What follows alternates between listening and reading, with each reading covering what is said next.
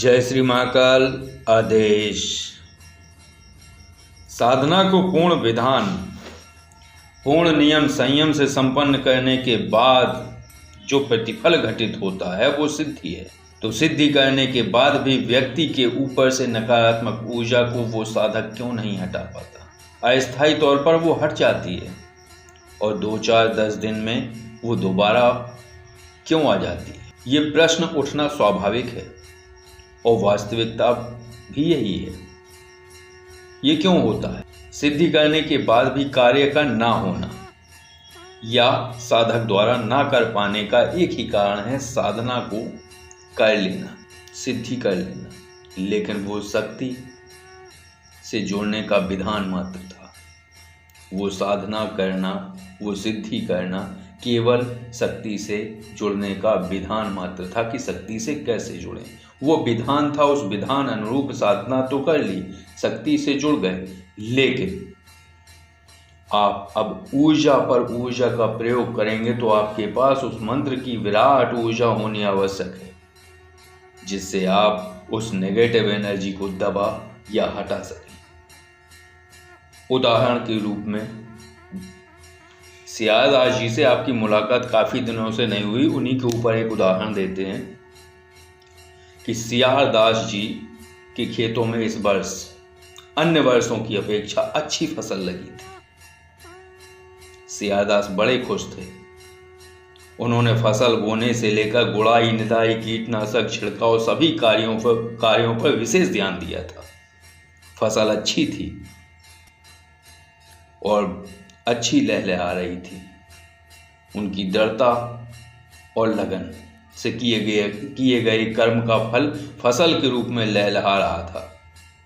जैसे जैसे फसल बढ़ रही थी, जंगली जानवरों जैसे नीलगाय, जंगली सुअर, हिरन वगैरह का खतरा भी बढ़ रहा था। ये नई बात नहीं थी। सियादास ने सोचा कुछ इंतजाम किया जाए फसलों को बचाने का। विचार किया क्या किया जाए, तो विचार आया एक बंदूक लाई जाए। मचान पर बैठकर खेतों की रखवाली करते हुए जानवर खदेड़ पाएंगे। सियादास शहर से एक बंदूक ले आए। सियादास रात्रि में मचान पर बैठे हुए थे। एक जंगली सुअर अपने पूरे परिवार सहित, छोटे छोटे बच्चे, सुअरी और सुअर सभी उनके खेत में घुस गए। खेत में लगी हुई मूंगफली की फसल तहस नहस हो गई। सियादास ने गोलियों की महत्वता को नजरअंदाज कर दिया था। बंदूक खरीदना रक्षक प्रणाली का एक हिस्सा है, लेकिन दूसरा हिस्सा है गोलियां। रक्षक प्रणाली का एक हिस्सा तो हो गई बंदूक, दूसरा हिस्सा हो गई गोलियां। एक सिक्के के दो पहलू होते हैं और जब एक पहलू खो दे तो वो सिक्का चलने लायक नहीं होता। बंदूक सबसे महत्वपूर्ण है, उसने खरीदी भी, लेकिन दूसरा पहलू चूक गया। चूक इसलिए गया क्योंकि वो पहलू छिपा होता है। बंदूक दिखती है, सभी का ध्यान खींचती है, लेकिन गोलियां नहीं दिखती। बस यही चूक हो जाती है। लेकिन दोनों पहलू जुड़कर ही पूर्णता को पूर्ण करते हैं। तो साधना कर लेना पूर्णता नहीं है, उस मंत्र की जाप ऊर्जा बढ़ा लेना ही पूर्णता है। क्योंकि आप ऊर्जा से लड़ रहे हैं तो आपका शस्त्र भी ऊर्जा ही होगा, तभी आप वार कर पाएंगे। और ऊर्जा भी चुक जाती है। आपने 5 लाख जप किया साधना के अतिरिक्त, तो आप 5 केस ही हैंडल कर पाएंगे। कई तांत्रिक हैं जो एनर्जी को हटाने की एक फीस लेते हैं। वो गलत नहीं करते, क्योंकि उनके जाप का बड़ा हिस्सा उस प्रक्रिया में खर्च हो जाता है और देखने वालों के विचार होते हैं किया ही क्या है, 2 फूंक मारी और इतना पैसा ले लिया। आपको ओझा बहुत मिले होंगे, फ्री सेवा। ठीक हो गया तो अच्छा है, नहीं हुआ तो अपनी वीरता दिखाने का पूरा मौका रखते हैं। ब्रह्म राक्षस है, खब्बीस है, जिन्नात है, तरह तरह की नकारात्मक ऊर्जाओं का नाम लेकर अपना बचाव कर लेंगे और डराएंगे अलग। अच्छे और बुरे सभी तरह के लोग होते हैं। कुछ पैसा भी ले लेते हैं और काले भी नहीं करते। कुछ ऐसे हैं काम करवा लेते हैं, पैसे भी देते हैं, लेकिन ठीक होने के बाद बोलते हैं ठीक नहीं कर पाए। लेकिन जो वास्तविक जानकार हैं वो एनर्जी रिमूव कर सकता है तो एनर्जी वापस डाल भी सकता है।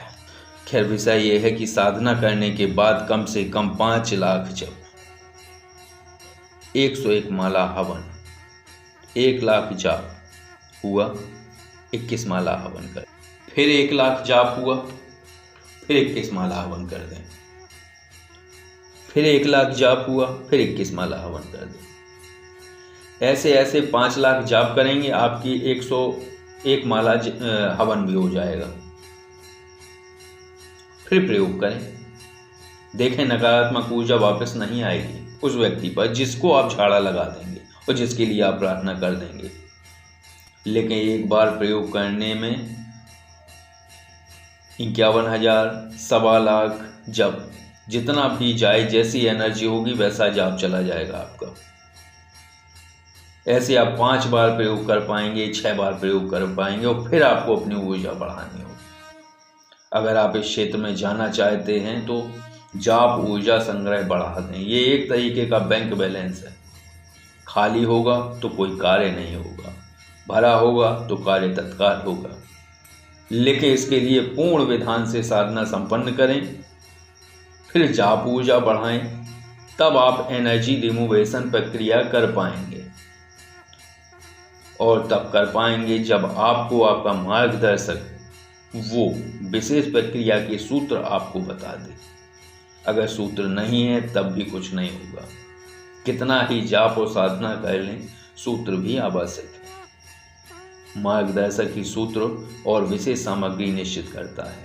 रिमूवेशन प्रक्रिया अगर आप करते हैं तो आपकी ऊर्जा किस वस्तु के मेल से संतुलित होकर शस्त्र के रूप में कार्य करेगी। जैसे आपके लिए नींबू का प्रयोग करना उचित है, या नारियल का करना उचित है, या लौंग का करना उचित है, या उड़द का, या फिर कपूर का, या और भी कुछ, तो ये सब वो गुरु या मार्गदर्शक सुनिश्चित करता है। तो ये थे कुछ कारण और कुछ सूत्र। आशा है आपको ये चर्चा अच्छी लगी होगी आज की। अगर अच्छी लगी हो तो लाइक अवश्य करें। जय श्री महाकाल। आदेश।